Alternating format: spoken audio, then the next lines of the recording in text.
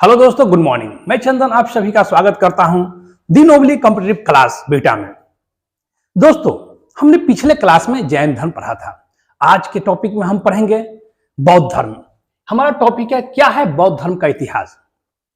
तो हम लोग जानते हैं कि हमारे भारत में सबसे पहली सभ्यता सिंधु सभ्यता के नाम से जानी जाती है, यानी कि इंडस वैली सिविलाइजेशन। उसके बाद हम लोगों ने देखा वैदिक सिविलाइजेशन, वैदिक सभ्यता। और जब वैदिक सभ्यता के लास्ट में उस सभ्यता में बहुत सी कुरीतियां पैदा हो गई, यानी कि समाज और धर्म में बहुत से पोल्यूशन यानी कुरीतियां पैदा हो गई, तो उस समय लगभग 68 संप्रदायों का जन्म हुआ।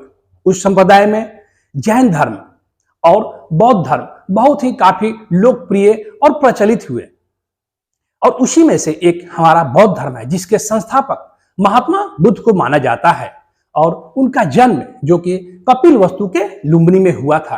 तो आइए हम देखते हैं बौद्ध धर्म का इतिहास, उनके संस्थापक यानी बौद्ध धर्म के जीवन परिचय के बारे में जानते हैं। उसके बाद हम लोग देखेंगे कि उनकी विशेषताएं यानी कि बौद्ध धर्म में क्या विशेषताएं थी। वहीं हम लोग यह भी देखेंगे कि उसमें बौद्ध धर्म और जैन धर्म में क्या असमानता भी थी और क्या समानताएं थे। और यह भी देखेंगे कि हमारे एग्जाम में उससे कैसे कैसे प्रश्न बनेंगे और कैसे बनेंगे, इसलिए कि बौद्ध धर्म और जैन धर्म दो ऐसे टॉपिक हैं, यदि आप किसी भी एग्जाम में जाएंगे तो देखेंगे कि एक या दो क्वेश्चन जरूर से जरूर रहता ही है। तो आइए हम देखते हैं बौद्ध धर्म। तो दोस्तों, अभी हम सबसे पहले बौद्ध धर्म के संस्थापक महात्मा बुद्ध का सामान्य परिचय जानेंगे। तो सामान्य परिचय में हम सबसे पहले उनको देखते हैं कि उनका जन्म जो कि महात्मा बुद्ध का जन्म जो कि कपिल वस्तु के लुम्बिनी है ना, कपिल वस्तु के लुम्बिनी ग्राम में उनका जन्म होता है। और आज के वर्तमान समय में देखा जाए तो लुम्बिनी जो कि नेपाल में स्थित है। दोस्तों, यहां एक क्वेश्चन हमेशा बनता है कि गौतम बुद्ध को, महात्मा बुद्ध को एशिया का ज्योति पुंज कहा जाता है। तो इसे आप लोग हमेशा याद रखेंगे कि एशिया का ज्योति पुंज किसे कहा जाता है, तो महात्मा बुद्ध को कहा जाता है। जन्म जो कि 563 ईसा पूर्व में, उनका जन्म जो कि 563 ईसा पूर्व में कपिल वस्तु के लुम्बिनी में होता है। और यह जन्म की घटना जो है, यह हमें चीन के एक कैंटोन अभिलेख से प्राप्त होता है। उनका बचपन का नाम जो कि सिद्धार्थ है, उनके बचपन का नाम जो कि सिद्धार्थ, और उनके प्रतीक के रूप में कमल और सांड है। उनके प्रतीक के रूप में कमल और सांड है।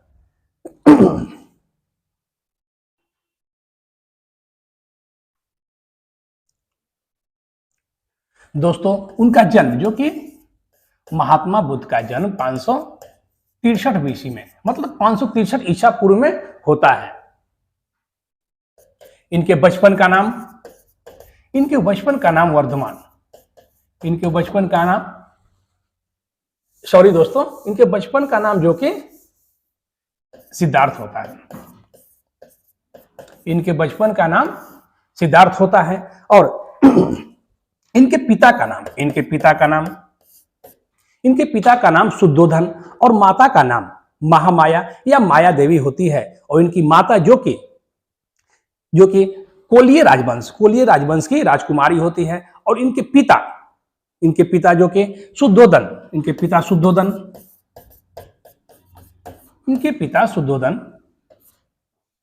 शाक्यों के राजा होते हैं, यानी शाक्य गण के राजा होते हैं, गणराज के राजा होते हैं, जो कि अभी हम लोगों ने पीडीएफ में देखा था।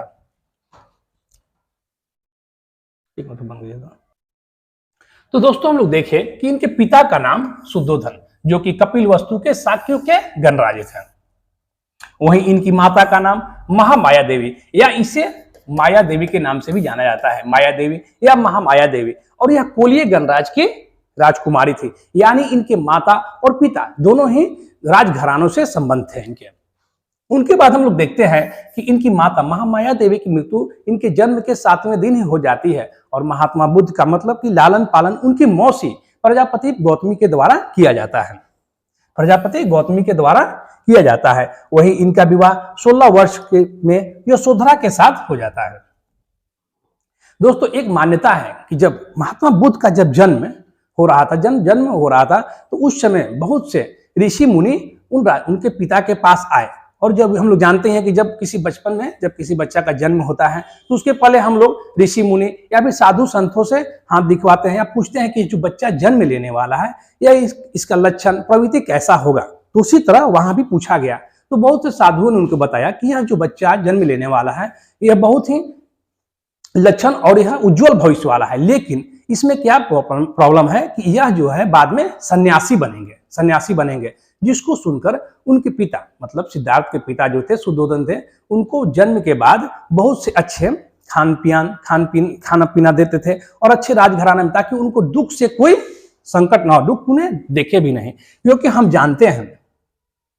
क्योंकि दोस्तों हम जानते ही हैं कि कोई भी आदमी सन्यास तभी लेता है चाहे तो सन्यास का उसका कारण क्या होता है, तो सन्यास का उसका कारण दो कारण होता है, या तो वह खुद सत्य की खोज में जाता है या फिर वह दुख के कारण संन्यास लेता है। इसलिए सिद्धार्थ के पिता जो थे सुद्धोधन, उन्होंने अपने पुत्र यानी सिद्धार्थ को कोई दुख से ऐसा किए कि मतलब उन्हें कोई दुख आए ही नहीं जिससे वह संन्यास न ले।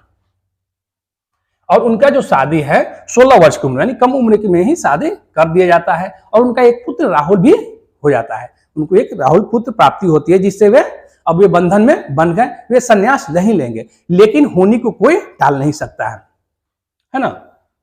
उनके सारथी चन्ना, उनके प्यारे सारथी का नाम चन्ना था और घोड़े का नाम कंठक था। कहानी है दोस्तों कि जब वे 28-29 साल के हो गए थे तो वे अपने सारथी चन्ना को बुलाते हैं और बोलते हैं कि चन्ना कि चलो हम अपने पिता के बाद राजा हम बनेंगे, तो चलो हम लोग मतलब कपिलवस्तु की सैर पे चलते हैं। तो जब वे सैर पे जाते हैं तो 4 घटना को देखते हैं और 4 घटनाओं को देखकर बहुत दुखी हो जाते हैं और उसी समय वे निर्णय लेते हैं कि हम भी सन्यासी बनेंगे। और वो 4 घटनाएं क्या थी, तो बुढ़ा व्यक्ति मतलब वृद्ध व्यक्ति जिसे देखकर उन्हें बहुत ही एक हम जानते हैं वृद्ध व्यक्ति और बहुत ही अस्वस्थ है बेचारा। उसके बाद उन्होंने देखा एक और आगे घटना देखते हैं, एक बीमार व्यक्ति जब वृद्ध होता है तो वृद्ध के बाद लोग बीमार पड़ते हैं। उसके बाद एक 100 को देखा, 100 को तीसरे नंबर पे 100 के देखा और उसके साथ उनके मतलब रिलेटिव जो थे वे रोटे बिलखते हुए जा रहे थे। यह सब देखकर उन्हें बहुत दुखी अंदर से मतलब सिद्धार्थ जो थे गौतम बुद्ध उन्हें बहुत दुखी हुए। और जब वे आगे बढ़े तो एक सन्यासी को देखते हैं जो कि सन्यासी बहुत ही प्रसन्न मुद्रा में था। उसके बाद उन्होंने अपने सारथी यानी चन्ना से पूछते हैं कि चन्ना बताओ यह सन्यासी क्यों इतना प्रसन्न है।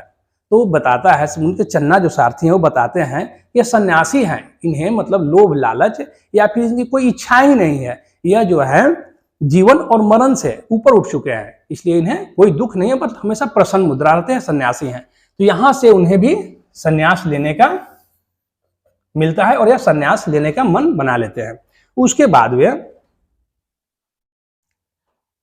29 वर्ष की अवस्था में सांसारिक समस्याओं से व्यथित होकर गृह त्याग करते हैं। तो दोस्तों हमेशा यह क्वेश्चन बनता है कि महात्मा बुद्ध जो है कितने वर्ष की उम्र में गृह त्याग किए थे, तो वह 29 वर्ष की उम्र में। और यदि यही हम रिलेटेड करेंगे महावीर स्वामी से, तो महावीर स्वामी जो कि गृह त्याग किए थे अपने बड़े भाई नंदीवर्धन से आज्ञा लेकर, और वह भी सत्य की खोज में वह निकले थे और वह 30 वर्ष की उम्र में गृह त्याग किए थे।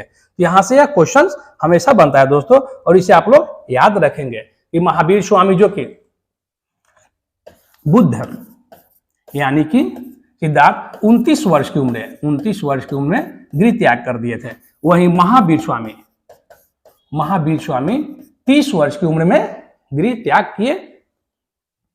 और बौद्ध धर्म में बुद्ध के गृह त्याग की घटना को महाभिनिष्क्रमण के नाम से जाना जाता है। और यह बहुत ही इंपॉर्टेंट क्वेश्चन हमेशा बनता है दोस्तों, हमेशा क्वेश्चन आता है कि महाभिनिष्क्रमण क्या है। तो बौद्ध धर्म में बुद्ध के गृह त्याग की घटना को ही महाभिनिष्क्रमण के नाम से जाना जाता है। वहीं इनकी गृह त्याग के प्रतीक के रूप में घोड़ा से जाना जाता है। जैसे घोड़ा दौड़ता हुआ मतलब कि भाग जाता है, उसी तरह यह भी महात्मा बुद्ध दौड़ते मतलब रात में बिना कुछ कहे किसी को यह भी घर गृह त्याग कर देते, निकल जाते हैं। इसी तरह देखा जाता है दोस्तों कि इसी तरह देखा जाता है कि महात्मा बुद्ध के जन्म पर कुछ प्रतीक है। तो जन्म के प्रतीक के रूप में इनका सांड और कमल, सांड और कमल इनका प्रतीक रूप है। वहीं यदि महावीर स्वामी के प्रतीक के रूप में देखा जाए तो वहां उनका प्रतीक रूप सिंह था।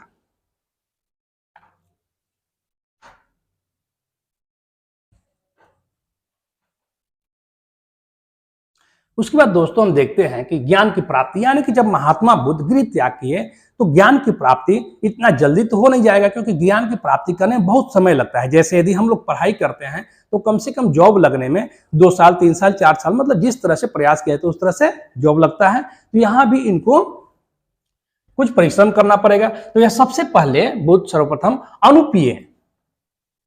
अनुपिये नामक आम्र उद्यान में कुछ दिन ठहरते हैं, वहां पे ठहरते हैं और यह अनुपिये नामक आम्र उद्यान में वहां ठहरते हैं। उसके बाद वहां पे थोड़ा सा वे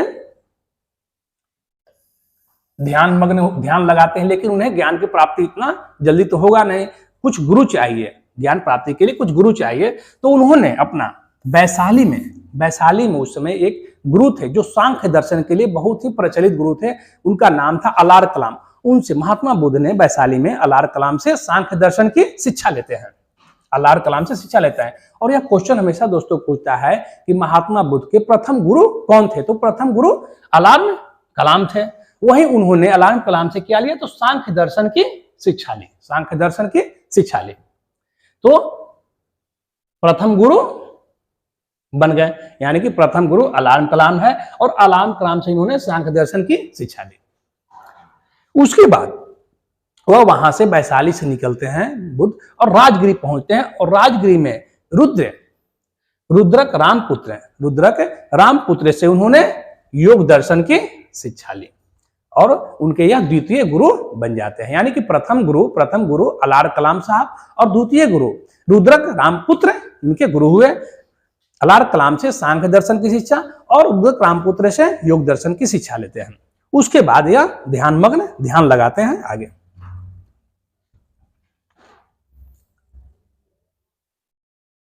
उसके बाद उरुबेला सांख्य दर्शन और योग दर्शन की शिक्षा लेने के बाद महात्मा बुद्ध यानी कि सिद्धार्थ उरुबेला पहुंचते हैं, यानी कि जो आज बोध गया है वहीं के पास में उरुबेला एक जगह है, और वहां वे जाते हैं और वहीं पे उन्हें 5 साधक मिलते हैं, यानी कि 5 मित्र मिल जाते हैं। जैसे कि जब हम लोग पढ़ने जाते हैं, घर में रहते हैं तो अकेले पढ़ते हैं, लेकिन जब कोचिंग क्लास में जाते हैं तो वहां हमें दोस्त मिल जाते हैं और साथ में बैठकर पढ़ते हैं। तो उसी तरह इनको 5 साधक मिल गए और उन्होंने 5 साधक मिलकर के क्या किया? तो यहाँ 5 साधक के रूप में मिलकर के यहाँ पे साथ में ध्यान लगाए।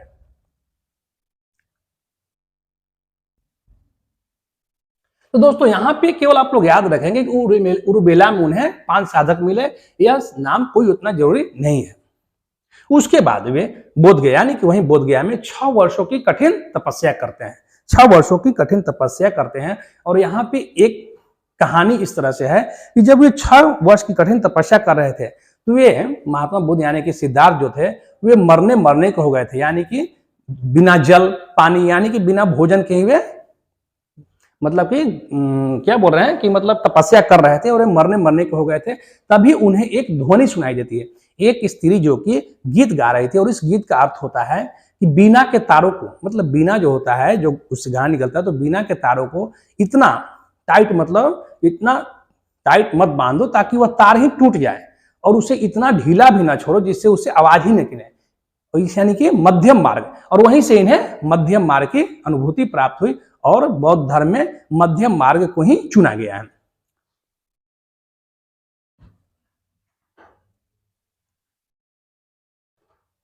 उसके बाद बोध गया में मध्यम मार्ग अपनाते हैं और 6 वर्ष की कठिन तपस्या के बाद 35 वर्ष की उम्र में उन्हें ज्ञान की प्राप्ति हो जाती है। और उन्हें ज्ञान की प्राप्ति, यहां से हमेशा क्वेश्चन पूछता है कि महात्मा बुद्ध को ज्ञान की प्राप्ति कहाँ हुआ? बोध गया में हुआ था। किस नदी के तट पे? तो निरंजना नदी के तट पे, जो आज की फल्गु के नाम से जाना जाता है, पीपल ब्रिज के नीचे।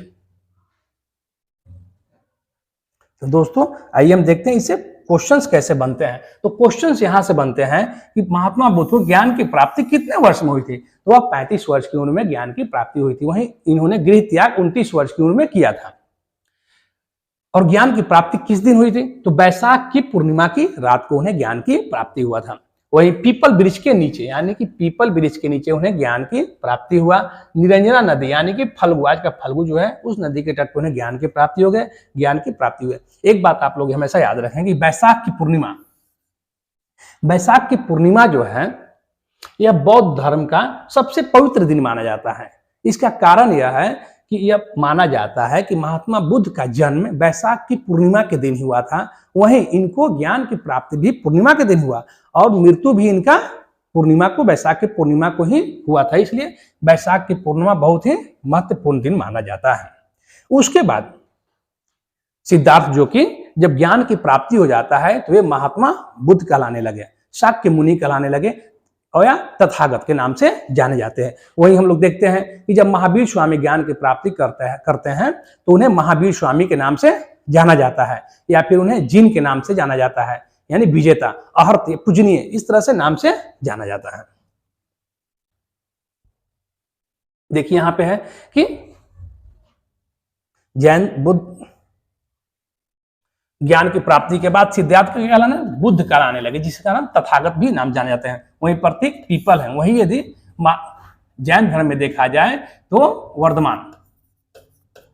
वर्धमान जो कि ज्ञान प्राप्ति के बाद महात्मा महावीर स्वामी के नाम से जाने जाने लगे, महावीर स्वामी के नाम जाना जाने लगे, या फिर जिन यानी विजेता, अहर, पूजनीय, ये सब नामों से जाने जाने लगे। उसके बाद प्रतीक के रूप में देखा जाए दोस्तों तो कुछ प्रतीक हैं इनके। तो जन्म, मतलब महात्मा बुद्ध के जन्म के प्रतीक में कमल या सांड को जाना जाता है। वहीं गृह त्याग की घटना को महाभिनिष्क्रमण के नाम से जाना जाता है, यानी कि महात्मा बुद्ध जब गृह त्याग किए थे तो उसे महाभिनिष्क्रमण के नाम से जाना जाता है। वहीं जब महात्मा बुद्ध जब प्रथम उपदेश देते हैं तो उसे धर्म चक्र प्रवर्तन के नाम से जाना जाता है। वहीं जब महात्मा बुद्ध का निर्वाण प्राप्त हुए थे तो उन्हें महापरिनिर्वाण के नाम से जाना जाता है। उसी तरह गृह त्याग की घटना महाभिनिष्क्रमण है और इन्हें घोड़ा के प्रतीक से जाना जाता है। वहीं ज्ञान पीपल बोधि वृक्ष के से जाना जाता है। निर्वाण भी जो है दोस्तों वह पद चिन्ह के नाम से प्रतीक जाना जाता है। निर्वाण में भी पद चिन्ह के रूप में जाना जाता है। वहीं मृत्यु महापरिनिर्वाण और यह स्तूप। हम जानते हैं कि जिस तरह से हिंदू धर्म में मंदिर कहा जाता है उसी तरह बौद्ध धर्म में स्तूप से जाना जाता है। तो आइए दोस्तों, यहां तक मुझे लगता है कि आप लोग को कोई दिक्कत प्रॉब्लम नहीं होगा। तो आइए हम आगे अब बढ़ते हैं। धर्म चक्र प्रवर्तन। जब महात्मा बुद्ध को ज्ञान प्राप्ति हो गया तो हम लोग जानते हैं कि किसी भी आदमी को जब ज्ञान की प्राप्ति हो जाती है तो वह उपदेश देता है। जैसे मान लीजिए हम टीचर हैं तो आप लोगों को पढ़ाने का काम कर रहे हैं, उसी तरह महात्मा बुद्ध को भी जब ज्ञान की प्राप्ति हो जाती है तो वे बाहर घूमते घूमते लोगों को उपदेश देना शुरू करते हैं। तो उन्होंने सबसे पहला उपदेश है ऋषिपट्टनम, यानी कि आज का जो सारनाथ है वहां पे उन्होंने 5 ब्राह्मणों को उपदेश दिया और इस घटना को वहां पे धर्म चक्र परिवर्तन के नाम से जाना जाता है। या नोट्स में भी यही लिखा हुआ कि महात्मा बुद्ध उरुवेला में से ऋषिपट्टनम गए, मतलब उरुवेला बोध गया से ऋषिपट्टनम जाते हैं। वहां पे सर्वप्रथम 5 ब्राह्मण सन्यासियों को ज्ञान उपदेश देते हैं और इस घटना को क्या कहा जाता है, धर्म चक्र प्रवर्तन के नाम से जाना जाता है। अब दोस्तों हम देखते हैं कि इस घटना से क्वेश्चंस बनते हैं, हमेशा क्वेश्चन एग्जाम में आते ही रहते हैं। तो देखिए प्रथम, यानी कि जब उन्होंने धर्म चक्र मतलब कि प्रथम उपदेश जो दिया उस घटना को क्या कहते हैं, धर्म चक्र परिवर्तन। जो घटना घटित हुआ इस घटना को धर्म चक्र परिवर्तन के नाम जाना जाता है। वहीं इससे एक क्वेश्चन यही बनता है दोस्तों कि उन्होंने सर्वाधिक उपदेश, यानी कि सर्वाधिक उपदेश कहां दिया, तो इन्होंने सर्वाधिक उपदेश कौशल महाजनपद की राजधानी श्रावस्ती में दिया था, जो कि आज का अयोध्या है। वहीं यह भी क्वेश्चन पूछा जाता है दोस्तों कि उन्होंने अपना अंतिम उपदेश कहां दिया था। तो यह तो साधारण सी बात है कि जहां उनकी मृत्यु होगी, यानी कि जो उपदेशक होते हैं यदि उनकी मृत्यु आते आते भी जहां वह रहेंगे वहीं उपदेश देंगे। तो उनकी मृत्यु कुशीनारा में, मल राजा की राजधानी कुशीनारा में हुआ था। उन्होंने अपनी अंतिम जो है उपदेश कुशीनारा में एक जो उनके शिष्य सुबद्ध थे उन्हीं को दिया था, यानी कि कुशीनारा, अंतिम उपदेश कुशीनारा में सुबद्धों को दिए थे। वहीं सर्वाधिक उपदेश जो कि श्रावस्ती कौशल में दिए थे। इससे तो 3 क्वेश्चन बन गए। प्रथम उपदेश ऋषिपट्टनम सारनाथ में दिए, सबसे सर्वाधिक उपदेश श्रावस्ती में दिए, वहीं अंतिम उपदेश कुशीनारा में दिए। इसके अनुयायी में बिंबिसार प्रसेनजित। दोस्तों यहाँ अनुयायी लिखा हुआ है, लेकिन इसमें आप लोग समझेंगे कि उनके जो समकालीन थे, यह जो थे समकालीन थे, मतलब महात्मा बुद्ध के समकालीन थे। इनके अनुयायी में देखा जाए तो सबसे बड़ा अनुयायी तो अशोक महाराज थे, लेकिन यह अनुयायी के रूप में है, मतलब समकालीन। क्वेश्चन हमेशा पूछता है कि बुद्ध के समकालीन कौन थे, तो बिंबिसार, प्रसेनजित यानी उस समय कौशल नरेश थे, कौशल के नरेश थे प्रसेनजित, और उदयन जो कि कौशाम्बी का राजा था। उदयन इससे आप बिंबिसार से नहीं समझेंगे, हर्यवंश से। वही इनके प्रथम अनुयायी तपस्वी और भल्लिक बने। जब उपदेश उन्होंने दिया, उपदेश देने के बाद इनके प्रथम अनुयायी महात्मा बुद्ध के तपस्वी और भल्लिक बने, क्योंकि हम जानते ही हैं कि जिस तरह से महावीर स्वामी के प्रथम अनुयायी उनके अपने दामाद जमाली बने थे, उसे भी आप लोग याद रखेंगे। तो हम लोगों ने अभी यहां तक देखा। अब इसके आगे हम लोग देखते हैं। यह कुछ पॉइंट जो है दोस्तों दिया हुआ है। इस तरह से एग्जाम में तो नहीं पूछा जाता है, लेकिन हाँ जब मेंस का एग्जाम होता है तो उसमें यह देता है। तो इस तरह से देखिए, ज्ञान प्राप्ति के वे 8वें वर्ष है, वैशाली के लिच्छुओं ने उन्हें अपने यहाँ न्योता दिया, बुलाया और उनका मान सम्मान किया, और उन्हें कुटाग्रशाला जो एक विहार है उन्होंने दान में दिया रहने के लिए। उसके बाद शिष्य आनंद। बुद्ध जो थे वे महिला भिक्षुओं को यानी कि संघ में आने के लिए मतलब नहीं जानते थे। वो चाहते थे कि मतलब जो महिला भिक्षु वह संघ में शामिल ना हो, लेकिन उनके एक शिष्य थे आनंद, उनके कहने पे अंततः बुद्ध ने महिला को भी उस भिक्षु में यानी कि संघ में शामिल किया। एक क्वेश्चन कहीं बनता है कि किस शिष्य के कहने पे महिलाओं को संघ में प्रवेश की अनुमति बुद्ध भगवान ने दी, तो शिष्य आनंद के कहने पे दिया। उसी तरह क्वेश्चन है दोस्तों कि पहली भिक्षुणी कौन थी, तो पहली भिक्षुणी प्रजापति गौतमी थी, यानी कि उनकी अपनी मौसी। 20वें वर्ष श्रावस्ती। 20वें वर्ष आप लोग एक कहानी देखे होंगे, पहले हिंदी के बुक में कहानी था अंगुलीमाल डाकू, तो यह वही उसी का वर्णन है कि यह जब 20वें वर्ष श्रावस्ती में जब जाते हैं तो वहां पे एक अंगुलीमाल डाकू हुआ करता था, और जो भी रास्ते से गुजरता था, जंगल से गुजरता था, तो उसका धन संपत्ति छीनकर और उसे मारकर उसके एक अंगुलियों को काटकर उसे माला में पिरोकर पहन लेता था। तो यह महात्मा बुद्ध उस समय अंगुलीमाल से मिले और इनके उपदेशों से वह जो डाकू था वह भिक्षु बन गया और सुधर गया। उसके बाद हम देखते हैं दोस्तों सामान्य परिचय। महापरिनिर्वाण, मतलब महात्मा बुद्ध जब मृत्यु प्राप्त करते हैं तो उस घटना को ही महापरिनिर्वाण के रूप में जाना जाता है। तो महात्मा बुद्ध की मृत्यु महापरिनिर्वाण के नाम जाना जाता है। और यह क्या होता है कि उनके अपने शिष्य जो चुंद थे उनके द्वारा एक भोज्य सामग्री दिया गया, और उस भोजन सामग्री करने के बाद महात्मा बुद्ध को अतिसार रोग फैल जाता है। यानी कि अतिसार मतलब होता है जब भोजन पचता नहीं है तो वोमिटिव या फिर होता है, उसके कारण पानी कमी होती है और मृत्यु हो जाता है। तो उनके मृत्यु हो जाता है, यानी कि अतिसार रोग से उनका मृत्यु हो जाता है। और उनकी मृत्यु 483 ईसा पूर्व में 80 वर्ष की आयु में मृत्यु हो जाती है। 483 ईसा पूर्व में मृत्यु होती है। वहीं इनका जन्म 563 ईस्वी पूर्व में जन्म होता है और 483 बीसी में मृत्यु होता है। और कहां मृत्यु होता है, तो कुशीनारा में। दोस्तों यहां क्या होता है कि कुशीनारा में इनका मृत्यु होता है मल्ल राजा द्वारा, और मल्ल राजा द्वारा इनका अंतिम संस्कार किया जाता है। तो यहाँ एक कॉमन दोस्तों है कि उस समय जो मल्ल महाजनपद था, इसी मल्ल महाजनपद में महावीर स्वामी का भी मृत्यु हुआ था। और वह कहाँ हुआ था, तो पावापुरी में महावीर स्वामी का मृत्यु हुआ था। और यह पावापुरी भी मल्ल महाजनपद के अंतर्गत आता था। उसी तरह कुशीनारा में बुद्ध भगवान की मृत्यु होती है, और यह मल्ल महाजनपद की राजधानी थी। यानी कि इसमें दोनों में समानताएं हैं कि महावीर स्वामी और बुद्ध का निर्वाण कहाँ प्राप्त हुआ था, तो वह मल्ल राज्य में हुआ था।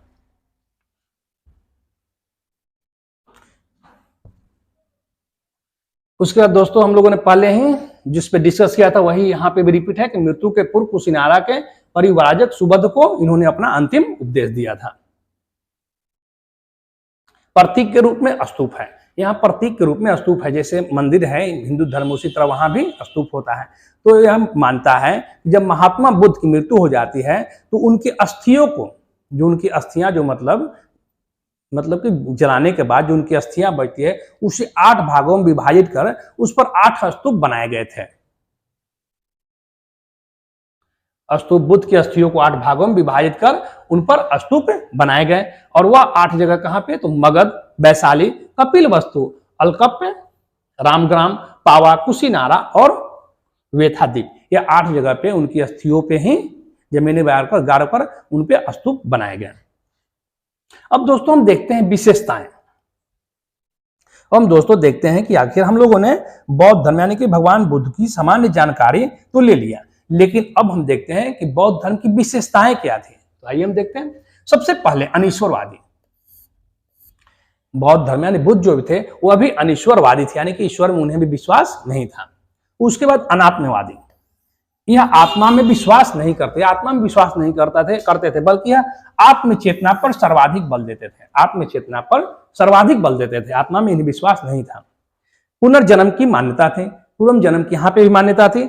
मध्यम मार्गी, यानी कि यह अपनी तपस्या को मध्यम मार्ग कहते थे, यानी कठोर तपस्या नहीं करना है बल्कि मध्यम मार्ग अपनाना है। तो यदि यहाँ पे हम महावीर स्वामी से भी, महावीर स्वामी यदि बुद्ध है तो महावीर यानी कि जैन धर्म से रिलेट करेंगे तो क्या हो गया कि बौद्ध धर्म अनीश्वरवादी है, यानी कि जैन धर्म भी अनीश्वरवादी धर्म। ठीक, ओके।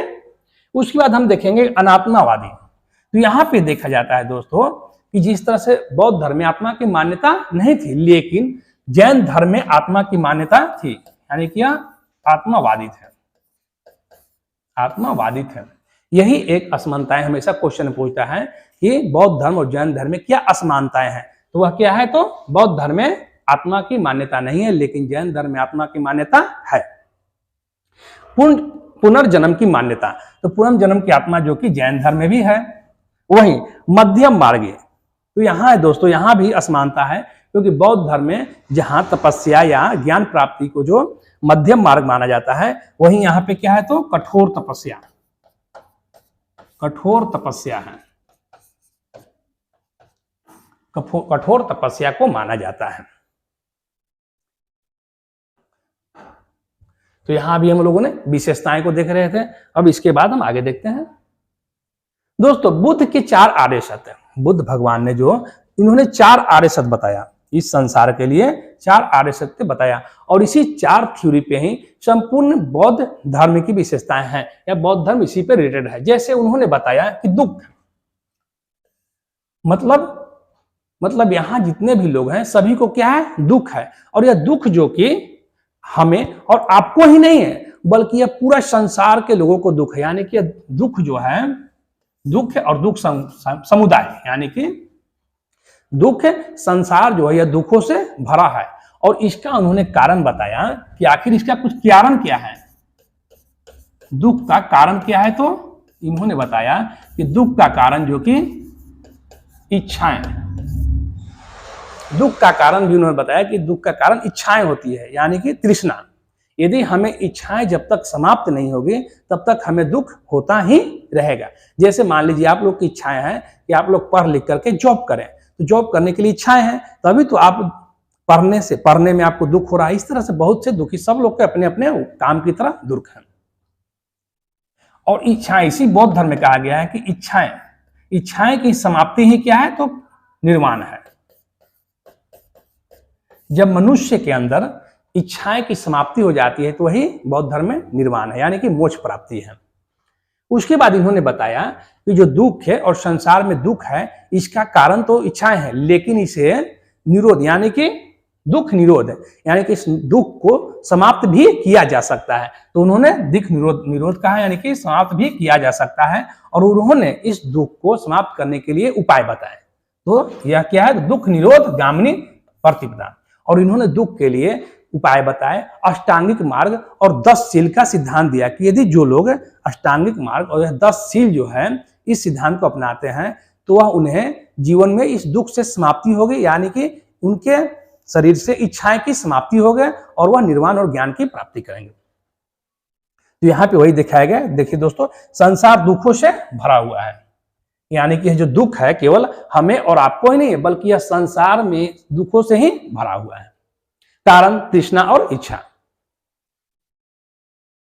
बौद्ध धर्म का परम लक्ष्य क्या है? निर्वाण, यानी कि इच्छा की समाप्ति, प्राप्ति और इन दुखों से मुक्ति। हम लोग देखते हैं कि हर धर्म में एक समानता है, क्योंकि हर धर्म में क्या है कि मोक्ष प्राप्ति करना, यानी कि इच्छाएं जब समाप्त हो जाएगी यानी कि मोक्ष प्राप्ति आप हो जाएगा। बौद्ध धर्म का परम लक्ष्य निर्वाण, इच्छाएं की समाप्ति, प्राप्ति और इन दुखों से मुक्ति। तो अब इस दुखों से मुक्ति यानी कि इन दुखों से मुक्ति कैसे मिलेगी, और या फिर इच्छाएं जो प्राप्ति है, निर्वाण की प्राप्ति कैसे होगी, तो इस पे उन्होंने उपाय बताया है। तो क्या बताया? अष्टांगिक मार्ग।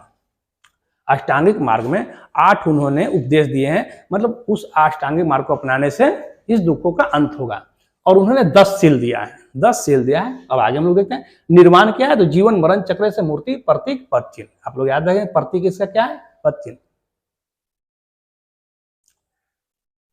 अब दोस्तों देखें, अष्टांगिक मार्ग में हम लोग देखते हैं कि सम्यक दृष्टि। हम लोगों ने महावीर स्वामी जैन धर्म में पढ़ रहे थे, उस समय हम लोगों ने देखा था कि उन्होंने त्रिरत्न की बात कही थी। उसमें क्या था? सम्यक दृष्टि, सम्यक ज्ञान और सम्यक आचरण। इन 3 बातों को उन्होंने महावीर स्वामी ने बताया था। उसी तरह इसमें भी अष्टांगिक मार्ग है, जिसमें सम्यक दृष्टि मतलब वस्तु के वास्तविक स्वरूप को जानना, मतलब कि किसी को देख करके यह नहीं बताना उसको रूप रंग से नहीं, बल्कि उसके गुणों से परिचित होना। जैसे कहावत है दोस्तों कि रूप न देखो गुण को देखो, क्रिया छोड़ कर्म को देखो। उसके बाद क्या है? सम्यक संकल्प है, लोभ, द्वेष व हिंसा से मुक्त विचार होना चाहिए। सम्यक वाक्य, अप्रिय वचनों से बचना चाहिए।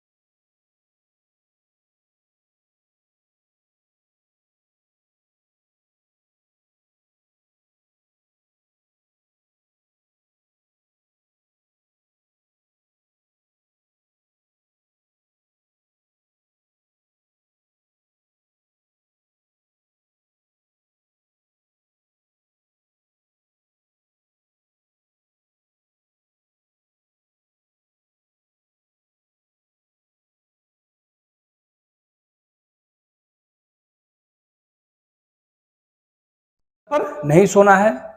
उसके बाद हम लोगों ने देखा 8वां नंबर पे आभूषणों का त्याग कर देना, मैंने आभूषण नहीं पहनना है। 9 नंबर पे दिया है स्त्रियों से दूर रहना, यानी कि ब्रह्मचर्य माना गया है। उसी तरह 10वां पे है व्यभिचार से दूर रहना है। तो दोस्तों इसमें यह भी बताया गया है बौद्ध धर्म में कि जो पांच चीज है, मतलब कि बौद्ध धर्म में क्या होता है, भिक्षु 2 तरह के बनते थे। एक तो जो गृहस्थ जीवन में रहते थे वह भी बौद्ध धर्म को पालन कर सकते हैं, और एक तो जो पूर्ण रूप से भिक्षु बन गए हैं, ठीक ना। तो ऐसे जो गृहस्थ जीवन में रहते थे उन्हें उपासक के नाम जाना जाता था, और उन उपासकों को बताया गया है कि जो यह 10 सील है उनमें से 5 सील ही फॉलो करना है, और 10 सील जो मतलब पूरा जो सील है 10 गो, वह जो है भिक्षुओं को फॉलो करना है, यानी कि मानना है। और उसके बाद दोस्तों अभी हम लोगों ने बौद्ध धर्म के यानी बुद्ध के दिए हुए अष्टांगिक मार्ग और 10 सीलों के बारे में अच्छे से विस्तार से पढ़ लिए। अब हम कुछ अन्य तथ्य के बारे में जानते हैं जहां से क्वेश्चन भी पूछते रहता है। तो अन्य तथ्य के रूप में बौद्ध धर्म में क्या है, तो बौद्ध धर्म के त्रिरत्न, बौद्ध धर्म में भी त्रिरत्न जाना जाता है। जैसे जैन धर्म में त्रिरत्न क्या था, सम्यक ज्ञान, सम्यक आचरण और सम्यक, उसी तरह बौद्ध धर्म में त्रिरत्न क्या है, बुद्ध धम्म और संघ है। बौद्ध धर्म के त्रिरत्न क्या है, बुद्ध धम्म और संघ है।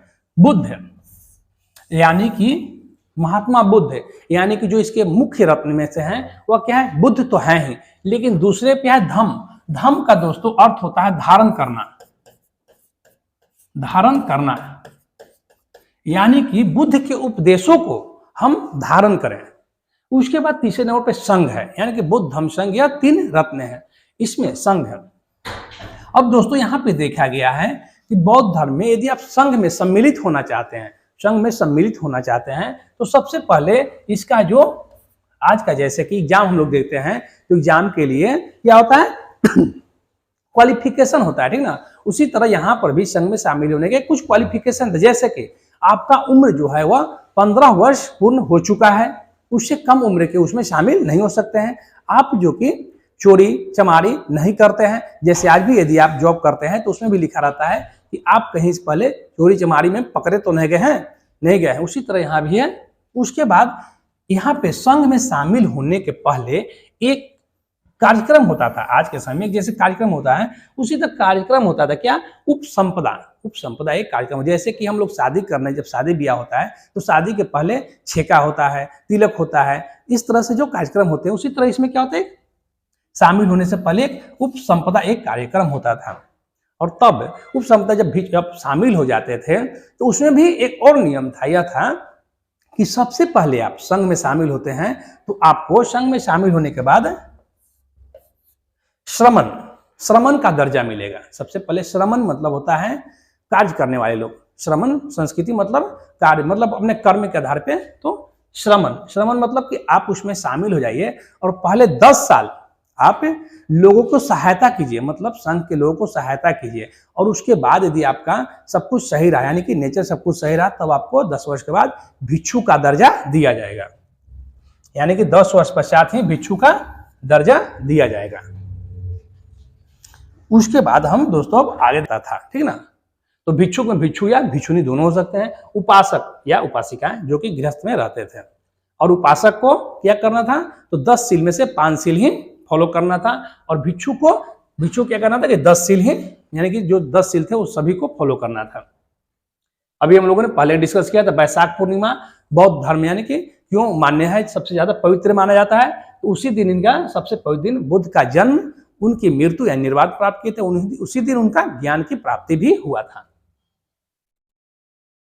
उसके बाद दोस्तों एक और आते हैं पौरन एक कार्यक्रम था।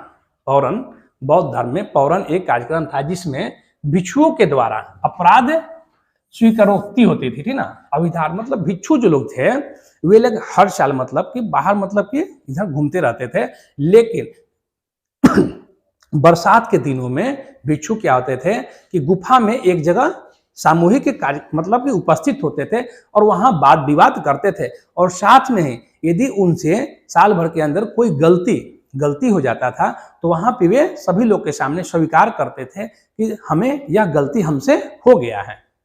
तो वही एक यह समारोह के नाम से जाना जाता था। भिक्षुओं के अपराधों की गलती को स्वीकार करना ही पौरन जाना जाता है।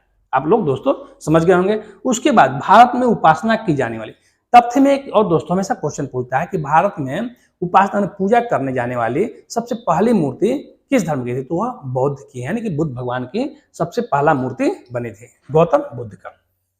तो आप लोग हमेशा याद रखेंगे, भारत में उपासना की जाने वाली प्रथम मूर्ति महात्मा बुद्ध की थी। इसमें भी दोस्तों एक क्वेश्चन पूछता है, गांधार शैली, भारत में दो शैलियां थी मूर्ति विकास की, गांधार शैली और मथुरा शैली। तो यहाँ भी दोस्तों यहाँ से क्वेश्चन क्या बनता है, हमेशा क्वेश्चन पूछता है कि महात्मा बुद्ध की प्रथम मूर्ति जो है वह किस शैली में बनी थी, तो वह मथुरा शैली में बनी थी, जबकि सर्वाधिक मूर्ति भगवान बुद्ध की किस शैली में थी, तो वह गांधार शैली में, जो यहाँ नोट्स में यहाँ लिखा हुआ है पीडीएफ में। उसके बाद दोस्तों क्या होता है कि बौद्ध धर्म हमने देखा था, जिस तरह से महावीर स्वामी जैन धर्म में देखा था कि श्वेतांबर और दिगंबर में दो भागों में बट गए थे, उसी तरह यहाँ भी जब भिक्षु जब बहुत ज्यादा हो गए तो सभी लोग अपने अपने कुछ सिद्धांत हो गए, और सिद्धांत मतलब कि अपने अपने बात को लेकर असहमति पैदा हुई, और बाद में दोनों दो भागों में बौद्ध धर्म भी बच गया। एक था हीनयान धर्म और एक महायान धर्म। तो हीनयान धर्म वाले लोगों को मान्यता थी, वो कहते थे कि हम बुद्ध के प्रतीक के रूप में उन्हें पूजा करेंगे, लेकिन महायान धर्म वाले चाहते थे कि बुद्ध को बड़ी बड़ी मूर्तियां बनाएं और उसे भगवान मानकर पूजा किया जाए और विस्तार किया जाए। तो यहाँ पे देखें, हीनयान वाले लोग बुद्ध को महापुरुष का दर्जा देते थे और उनके प्रतीकों के रूप को पूजा करते थे, लेकिन महायान वाले उन्हें देवता के रूप में मूर्ति पूजा शुरू किया। तो हम लोग जानते ही हैं कि बौद्ध धर्म या जैन धर्म क्यों आया। जैन धर्म और बौद्ध धर्म इसीलिए आया था कि यहाँ पे जब उत्तर वैदिक काल में बहुत से धर्म में कृतियां पैदा हुई, तब इन धर्मों का विकास हुआ, ठीक है ना। लेकिन हम देखते हैं बाद में कि जो बौद्ध धर्म और जैन धर्म था, इसमें बहुत सी कृतियां पैदा हो गई। यह कि बौद्ध धर्म या जैन धर्म दोनों क्या था, अनिश्वरवादी थे, ईश्वर में विश्वास उनका नहीं था। लेकिन अब यही लोग क्या करते हैं कि बौद्ध धर्म मतलब बुद्ध और महावीर की मूर्ति बनाएंगे और उनका पूजा करेंगे। हम लोग जानते हैं कि भगवान क्या होते हैं, जब उनका मूर्ति बना के पूजा किया जाने लगा तो वह भगवान हो गए, तब यहाँ भी यह लोग भगवान हो जाते हैं, और उसके बाद यहाँ भी मान्यता वही चलने लगती है।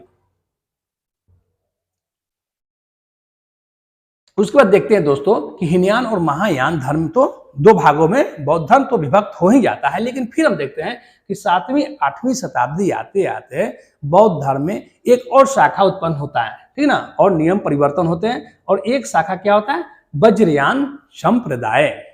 और यह वज्रयान संप्रदाय में क्या होता है कि बुद्ध को अलौकिक शक्तियों वाला पुरुष मान करके उसे पूजा किया जाता है। वहीं इसमें भी तंत्र मंत्र और बल पे ध्यान दिया जाता है, तंत्र मंत्र ये सब वगैरह वगैरह इसमें भी प्रचलित हो जाते हैं। और बौद्ध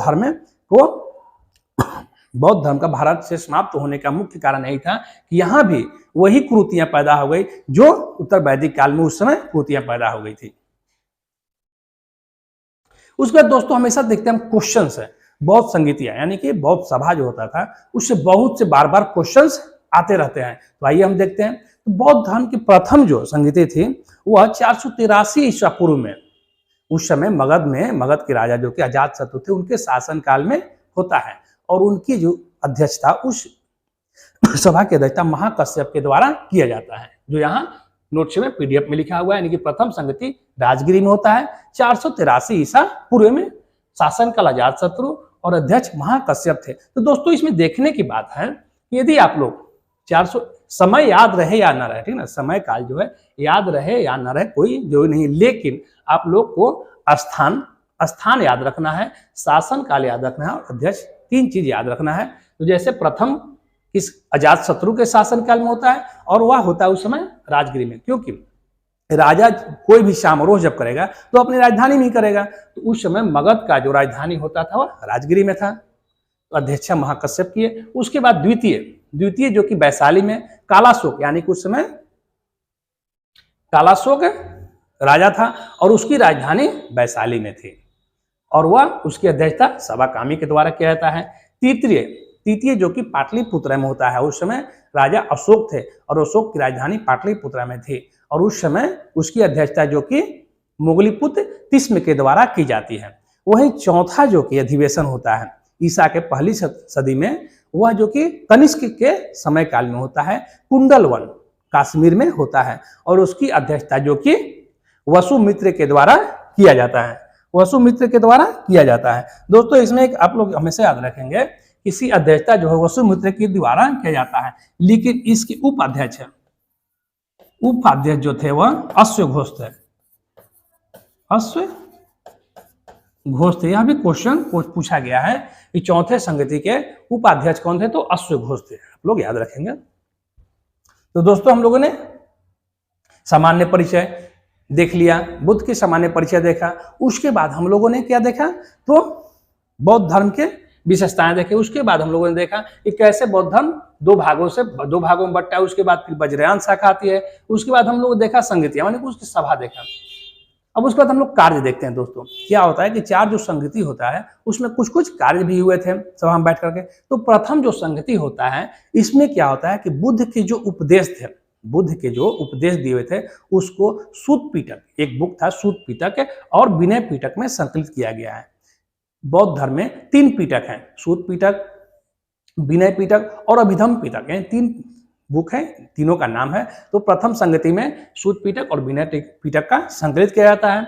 वहीं सेकंड संगति में भिक्षुओं में क्या होता है, तो मतभेद हो जाता है और वहीं से अस्थावीर और महासंघिक बनते हैं, अस्थावीर और महासंघिक बनते हैं, जो कि फिर चौथे संगति में ही अस्थावीर जो है वह हीनयान में परिवर्तन हो जाता है और महासंघिक जो है या महायान में परिवर्तन हो जाता है। उसके बाद थर्ड संगति अभिधम पिटक का संकलन होता है। वहीं देखिए अभी हमने बताया कि फोर्थ संगति में क्या होता है, बौद्ध धर्म हीनयान में परिवर्तन, यानी कि जो अस्थावीरवादी था वह हीनयान में परिवर्तन, अस्थावीरवादी माने स्थिर, मतलब बुद्ध के प्रतीक को पूजने वाला हीनयान, और महायान क्या था, तो बुद्ध को एक अलौकिक भगवान मानकर उन्हें बड़ा बड़ा मूर्ति बना के पूजने वाले थे। उसके बाद दोस्तों कुछ और अन्य तथ्य हैं। अभी हमने पहले ही डिस्कस कर लिया था कि भारत में उपासना की जाने वाली प्रथम मूर्ति गौतम बुद्ध की थी, जिसकी प्रथम मूर्ति मथुरा कला में बना और सर्वाधिक जो कि गांधार शैली में बना। अब दोस्तों देखिए, देखने का एक कारण क्या है, यहाँ बौद्ध धर्म की लोकप्रियता का कारण है। कभी कभी दोस्तों क्वेश्चन पूछता है कि बौद्ध धर्म की इतनी लोकप्रियता क्यों हुई, तो सबसे पहले कारण इसका लोकप्रियता कारण क्या था कि इनकी जो भाषा थी, बुद्ध भगवान जिसने अपने मतलब उन्होंने उपदेश जो दिया वो पाली भाषा में दिया, यानी कि उस समय का जो जनमानस की जो भाषा थी वह पाली थी, इसलिए लोगों को समझ में आया। जबकि हम लोग देखते हैं कि वैदिक सभ्यता की भाषा क्या थी, संस्कृत थी, और संस्कृत जो कि है पढ़े लिखों की भाषा थी, इसलिए वह उतना पॉपुलर नहीं हो पाया, लेकिन यह जनमानस की भाषा ज्यादा पॉपुलर हुआ। उसके बाद जटिल दार्शनिक वाद विवाद, इसमें जटिल जो है दार्शनिक वाद विवाद नहीं थे, इसलिए इन्हें जो पढ़ा लिखा था वह भी माना और जो पढ़ा लिखा नहीं था वह भी इसमें शामिल था।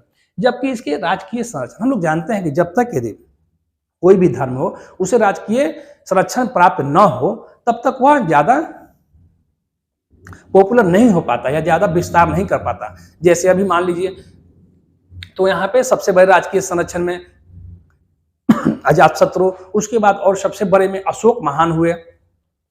उसके बाद दोस्तों यहाँ देखा जाए तो सामाजिक समानता, यहाँ क्या है कि सामाजिक समानता थी। सामाजिक समानता में जैसे कि वैदिक काल में लोग देखते हैं कि वह 4 वर्णों में विभक्त हो जाता है, लेकिन यहाँ पे सामाजिक समानता थी, यहाँ पे कोई वर्ण का बड़ा या छोटा का भेदभाव नहीं था, यहाँ जो भी थे वे एक समान थे। अब दोस्तों यहाँ पे देखो कोई क्वेश्चन पूछा है पतन के कारण, यहाँ बौद्ध धर्म पतन के कारण क्या था, तो यहाँ पे देखिए पतन के कारण में भी बहुत सी घटनाएं हैं, जैसे कि ब्राह्मणवादी क्रियाकलापों का समावेश है। हमने पहले ये डिस्कस किया कि बौद्ध धर्म में धीरे धीरे क्या हो गया, जो ब्राह्मणवादी क्रियाकलाप थे वह भी इसमें समावेश हो गया। वहीं बुद्ध को विष्णु का अवतार मानकर वैष्णव धर्म में समाहित कर लिया, जिसके कारण बौद्ध धर्म अपनी पहचान खोकर वह भी विशिष्ट पहचान खो दी। उसके बाद कर्म कांडों का प्रारंभ, अभी हम लोगों ने देखा कर्म कांडों का प्रारंभ हो गया। जैसे इसी कर्म कांड के प्रारंभ के कारण ही इन सबों का विकास हुआ था, लेकिन विकास के बाद फिर से इसी धर्म में कर्मकांड शुरू हो गया, राजकीय संरक्षण का अंत हो गया। हम लोग देखते हैं कि जब मौर्य वंश का यानी अशोक के मौर्य वंश के बाद इसको कोई राजकीय संरक्षण प्राप्त नहीं हुआ। पाली भाषा त्याग कर संस्कृत अपनाना, एक सबसे बड़ी कारण यह भी था दोस्तों कि यह जो महात्मा बुद्ध ने पाली भाषा का उपयोग किया था, लेकिन बाद वाले जो भी मतलब आए वे लोग क्या किए कि पाली भाषा को त्याग कर संस्कृत भाषा में उपदेश देना शुरू किया या फिर संस्कृत में किताब लिखने लगे, जिसके कारण अब क्या हो गया कि जो पढ़े लिखे नहीं थे वे इससे दूर हो गए। यानी कि जब भाषा ही समझ में नहीं आएगा तो हम कैसे उसमें रहेंगे, यही बात था। मठ एवं विहार नहीं दोस्तों, यह विहार होता है, विहार हुआ, यानी कि मठ और विहार में कृतियों का केंद्र बन गया। यहाँ भी अब धन का संचय होने लगा, और यहाँ पहले था कि धन का संचय नहीं करना है, और धीरे धीरे मन में वैमनस्य लालच बढ़ने लगा। धन संचय शैव धर्म से प्रतंत्रता। एक और दोस्तों कारण था कि बौद्ध धर्म से यह शैव धर्म वाले, विष्णु धर्म वाले उनसे नफरत करते थे। वही शैव धर्म मानने वाले जो शशांक थे, उन्होंने बोधि वृक्ष को भी पेड़ को कटवा दिया था। यह दोस्तों हम लोग देखा बौद्ध धर्म के पतन का कारण। दोस्तों अभी हम लोग क्या देखा, तो बौद्ध धर्म की लोकप्रियता के कारण और बौद्ध धर्म का पतन कारण। यह दोस्तों जैसे कि एक नंबर यानी कि ऑब्जेक्टिव टाइप क्वेश्चन नहीं आता है, लेकिन ये मेंस में लिखने के लिए बहुत काम आता है। अब दोस्तों यहाँ एक क्वेश्चन से पूछता है कि बौद्ध धर्म और जैन धर्म में क्या मतलब समानता है। तो क्या है कि दोनों धर्म के संस्थापक क्षत्रिय कुल के थे। उसके वेदों की प्रमाणिकता के प्रति अनास्था था, यानी कि वेद पे लोग विश्वास नहीं करते थे। कर्म कांडों का निषेध, यहाँ क्या है, तो कर्म कांडों का निषेध है ना। वही कर्म व पुनर्जन्म में मानता था, यानी कि जैन धर्म और बौद्ध धर्म दोनों क्या है, कर्म व पुनर्जन्म में मानता थी। कर्म की प्रधानता थी और पुनर्जन्म मानते थे। वही अनिश्वरवादी थे, ईश्वर में विश्वास नहीं था। अब असमानता में देखा जाए दोस्तों, असमानता में जब देखा जाएगा दोस्तों, तो क्या है, तो बौद्ध मुक्ति हेतु, हमने पहले ही पढ़ा था कि महात्मा बुद्ध जो थे, बौद्ध मतलब मुक्ति के लिए मध्यम मार्ग को अपनाते थे। लेकिन जैन जो धर्म वाले थे क्या है, तो कठोर साधना को अपनाते थे। जाति प्रथा की कठोर निंदा। महात्मा बुद्ध जो थे वह जाति प्रथा पे काफी विरोध निंदा किए थे, लेकिन महावीर स्वामी ने जाति प्रथा पे निंदा नहीं किया था। महावीर बुद्ध की उपेक्षा अहिंसा व अपरिग्रह पर अधिक बल देते थे। जैसे महावीर स्वामी क्या कि बुद्ध की अपेक्षा अहिंसा और अपरिग्रह पर बहुत ज्यादा क्या अधिक बल दिए थे। अब मान लीजिए यदि अहिंसा, जो कृषक होते हैं, यदि उनके फसल को कोई मतलब बाहर पशु आकर के उसे चरने लगे या खराब करने लगे, तो कृषक को अहिंसा करेंगे ही। लेकिन इसमें क्या गया है कि महावीर स्वामी अहिंसा पे ज्यादा बल दिए, इससे इनसे कम जुड़ा लोग और बौद्ध धर्म में ज्यादा जुड़ा हुआ। उसके बाद दोस्तों यहां देखते हैं कि महावीर स्वामी दोस्तों यहां पे जो है एक गलत लिखा गया है कि महावीर स्वामी जो थे यह क्या किए थे, तो प्राकृत भाषा में उपदेश दिए थे। इन्होंने अपना भाषा जो है प्राकृत भाषा में उपदेश दिया था। जबकि जैन धर्म की प्रारंभिक बुक जो थी वो अर्धमागधी में लिखे गए थे। और बाद के बुक जो है यह भी संस्कृत में लिखने लगे। वहीं महात्मा बुद्ध ने पाली भाषा में उपदेश दिया। क्या हुआ, तो बुद्ध ने पाली भाषा में उपदेश दिया। तो दोस्तों हमें लगता है कि आप लोगों को समझ में इतना बहुत आया होगा। अब दोस्तों इसके आगे हम थोड़ा सा बढ़ते हैं। अब दोस्तों देखिए यहाँ पे क्या है कि कुछ बौद्ध साहित्य है, हमेशा क्वेश्चन पूछ देता है यह बुक जो है किस धर्म से रिलेटेड है, तो इसे आप लोग याद रखेंगे। जैसे त्रिपिटक, अभी हम लोगों ने अभी कुछ देर पहले हम लोगों ने डिस्कस किया था कि त्रिपिटक का संख्या 3 है। त्रिपिटक 3 होते हैं, सूत पिटक, विनय पिटक और अभिधम पिटक है। तो सूत पिटक में क्या है कि बौद्ध धर्म के सिद्धांत है, विनय पिटक कार्य प्रणाली भिक्षुओं के अनुशासन है, वही अभिधम पिटक उपदेश है। अब दोस्तों एक आता है एग्जाम में क्वेश्चन हमसे पूछता है कि मिलिन पन्हो बुक जो है यह किस धर्म से रिलेटेड है, तो यह बौद्ध धर्म से है। इसमें क्या है कि राजा मीनांडर और नागसेन जो भिक्षु होता है, बौद्ध धर्म भिक्षु होता है, इन दोनों के बीच वार्तालाप है। मतलब वो पूछता है, मतलब बौद्ध धर्म के बारे में पूछता है और ज्ञान प्राप्त मतलब ज्ञान लेता है, और नागसेन जो थे उनसे क्वेश्चन को जवाब देते हैं और उससे यह प्रसन्न हो जाता है और मीनांडर बाद में क्या होता है, तो बौद्ध धर्म अपनाता है। उसके बाद जातक कथाएं में ऐसा क्वेश्चन पूछता है कि जातक कथाएं किस धर्म से रिलेटेड है, तो जातक कथाएं जो है बुद्ध के पूर्व जन्म की कहानियों को बताता है। देखिए यहाँ बताया गया बुद्ध के पूर्व जन्म कथाएं, इसकी भाषा पाली, इसकी भाषक बाली है। अंगुत्तर निकाय, अभी हम लोगों ने क्या पढ़ा, पहले ही पढ़ा है कि अंगुत्तर नगर में क्वेश्चन ऐसा पूछता है कि 16 महाजन पदों की उल्लेख किस बुक में दिया गया है, तो वह जो है अंगुत्तर निकाय में दिया गया है और यह बौद्ध धर्म की बुक है। बुद्ध द्वारा भिक्षुओं को उपदेश दी गई बातों का वर्णन है अंगुत्तर निकाय में। 6ठी शताब्दी ईसा पूर्व के 16 महाजन पद का वर्णन है, जबकि भगवती सूत्र में भी, जो कि जैन धर्म की बुक है, उसमें भी 16 महाजन पदों का उल्लेख है। उसके बाद दोस्तों द्वीप वंश, जो कि सिंहल द्वीप का इतिहास पर है, वहीं महावंश मगध राजाओं की क्रमबद्ध सूची उसमें दिया गया है। वही महावस्तु रचयिता इसके मदंत महानामा है और विनय पिटक से संबंधित ग्रंथ है। तो दोस्तों अभी अभी हम लोगों ने पूर्ण रूप से बौद्ध धर्म के बारे में जाना। सबसे पहले बौद्ध धर्म के संस्थापक जो कि महात्मा बुद्ध हुए, उनके जीवन परिचय को अच्छे तरह से जाना। उसके बाद बौद्ध धर्म की जो विशेषताएं थी उसके बारे में भी हम लोगों ने जाना। उसके बाद बौद्ध धर्म कैसे हीनयान और महायान दो भागों में बंटा है। उसके बाद फिर एक नई शाखा वज्रयान शाखा बनी, वह भी हम लोगों ने देखा, अच्छे से देखा। उसके बाद हम लोगों ने बौद्ध धर्म की संहितियां जो होती है वहां भी देखा। यानी कि हमें लगता है दोस्तों कि जो अभी हम लोगों ने डिस्कस किया और पढ़ा है, मतलब हम लोग बताएं, उससे जो भी क्वेश्चन बौद्ध धर्म से आएंगे वो सारे क्वेश्चन इससे आपको बन जाएंगे। तो दोस्तों आप लोग इसको अच्छे से एक दो बार वीडियो देखें और इसके चाहें तो आप नोट्स भी बना सकते हैं। और दोस्तों यदि आप लोगों को मेरा यह वीडियो अच्छा लग रहा है तो आप मेरे यूट्यूब चैनल दी नोबली कॉम्पिटिटिव क्लास पे लाइक और सब्सक्राइब जरूर करें। और यदि आपको कोई प्रॉब्लम हो तो नीचे आप मैसेज भी कर सकते हैं। तो दोस्तों इतना के लिए धन्यवाद, आज के लिए धन्यवाद।